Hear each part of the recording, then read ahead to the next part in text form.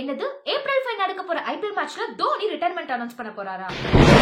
இதே ஷாக்ல தான் நானும் இந்த நியூஸை பார்த்தேன். சோ என்ன அப்படிங்கறத டீடைலா நான் சொல்றேன். So by the way hi எல்லாருக்கும் வணக்கம். சோ இன்னைக்கு நம்ம சேனல்ல என்ன வீடியோ பார்க்க போறோம் அப்படின்னா, சோ ஏப்ரல் 5 நடக்க போற டிசி அதாவது டெல்லி கேபிட்டல்ஸ் vs சிஎஸ்கே மேட்ச்ல தோனி அபிஷியலா ரிட்டையர்மெண்ட் அனௌன்ஸ் பண்ண போறதா வந்து சொல்றாங்க. சோ இது உண்மையா பொய்யா, இது யார் சொல்லிருக்கா அப்படிங்கிற எல்லா விஷயத்தையும் இந்த வீடியோக்குள்ள போய் பார்க்கலாம். சோ வித் ஃபர்தர் டிலே வாங்க வீடியோக்குள்ள போலாம். தோனிக்கு 43 இயர்ஸ் ஆயிடுச்சு அப்படிங்கிறது எல்லாத்துக்குமே தெரியும். ஐபிஎல் 2025 வந்து நடந்துட்டு இருக்கு.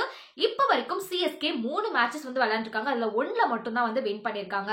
சோ இந்த 2ல வந்து அவங்க வின் பண்ணாததுக்கான ரீசன் வந்து நிறைய ரீசன்ஸ் வந்து சொல்றாங்க. அதுல ரொம்ப ரொம்ப முக்கியமான ஒரு ரீசன் என்ன அப்படின்னா, தோனி வந்து லாஸ்ட் ஓவர்ஸ்ல தான் வந்துட்டு விளையாடுறாரு. சோ அவர் ஏன் வந்து முன்னாடியே வந்து விளையாடல அப்படிங்கிற மாதிரியான கேள்விதான் எல்லாத்துக்குள்ளயும் இருக்கு, இன்க்ளூடிங் மைசெல்ஃப்.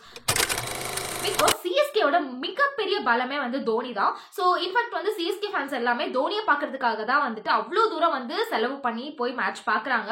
சோ அப்படி இருக்கும்போது கடைசி ஓவர்ஸ்ல வந்து முன்னாடி கேம்ஸ்லாம் வந்தது ஓகே, பட் ஒரு டீம் வந்து தோக்க போகுது அப்படின்னு தெரிஞ்சுமே அவர் வந்து கடைசி ஓவர்ஸ்ல வரது அப்படிங்கிறது யாருனாலுமே ஏத்துக்க முடியாத ஒரு விஷயமா தான் இருந்துட்டு வருது.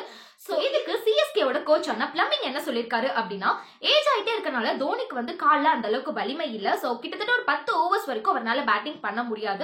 அதனாலதான் கடைசி ஓவர்ஸ் வந்து பேட்டிங் பண்றாரு அப்படிங்கிற மாதிரி சொல்லியிருக்காங்க. சோ இதுக்கும் நிறைய எதிர்ப்புகள் வந்து வந்துட்டு இருக்கு. என்ன அப்படின்னா, சோ முன்னாடி எல்லாம் வந்துட்டு பிளேயர்ஸ்க்கு வந்து ஹெல்த் இஷ்யூஸ் ஏதாவது இருந்ததுன்னா அவங்க வந்து மேட்ச் விளையாட விட மாட்டாங்க. சோ அப்படி இருக்கிற பட்சத்துல ஏன் தோனியை இப்போ வரைக்கும் சிஎஸ்கே டீம்ல வச்சிருக்கீங்க அப்படிங்கிற மாதிரியான சில கேள்விகளும் வருது. சோ ஏன் அப்படின்னா, இது வந்து மேபி சிஎஸ்கேவோட மார்க்கெட்டிங் ஸ்ட்ராட்டஜியா அப்படின்னு கூட நிறைய கேள்விகள் வந்துட்டு இருக்கு. இந்த மாதிரி கான்ட்ரோவர்சிஸ் போயிட்டு இருக்கிறதுக்கு மத்தியில கிரிக்கெட் விமர்சகரான நானி வந்து ஒரு விஷயம் சொல்லியிருக்காரு. சோ அதுதான் ஒரு மிகப்பெரிய கான்ட்ரோவர்சியை கிரியேட் பண்ணிருக்கு. சோ என்ன அப்படின்னா, ஏப்ரல் 5 நடக்க போற Delhi Capitals vs CSK match தான் வந்து தோனிக்கு கடைசி மேட்சா இருக்கும், கடைசி ஐபிஎல் மேட்சா இருக்கும் அப்படின்னு சொல்லியிருக்காரு.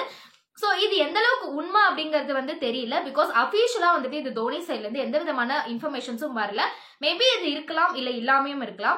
ஒரு சிலர் வந்துட்டு அவரோட தோனியோட ஃபேன்ஸ் எல்லாம் என்ன சொல்றாங்க அப்படின்னா, இவர் சும்மா ஏப்ரல் ஃபுல் பண்றதுக்காக தான் இந்த மாதிரி சொல்லிட்டு இருக்காரு அப்படிங்கிற மாதிரி சொல்றாங்க. மேபி இந்த விஷயம் உண்மையா கூட இருக்கலாம். பிகாஸ் வந்துட்டு தோனியோட ஏஜ் ஃபேக்டர், தோனியோட ஹெல்த் இஷ்யூஸ், இது எதுவா வேணா ரீசனா இருக்கலாம். அது மட்டும் இல்லாம இப்போ வந்து சிஎஸ்கே தோத்ததுக்கு தோனி தான் காரணம் அப்படின்னு சொல்லிட்டு ஓப்பனாவே வந்து சோஷியல் மீடியால விமர்சனம் பண்ண ஆரம்பிச்சிட்டாங்க.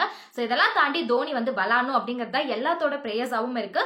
நீங்க சிஎஸ்கே ஃபேனா இருக்கீங்க அப்படின்னா மறக்காம கமெண்ட் செக்ஷன்ல கமெண்ட் பண்ணுங்க. சோ இந்த மாதிரி அப்டேட்ஸ் ஒன்னுக்குனே தெரிஞ்சுக்கணும் அப்படின்னா நம்ம சேனலை சப்ஸ்கிரைப் பண்ணிக்கோங்க.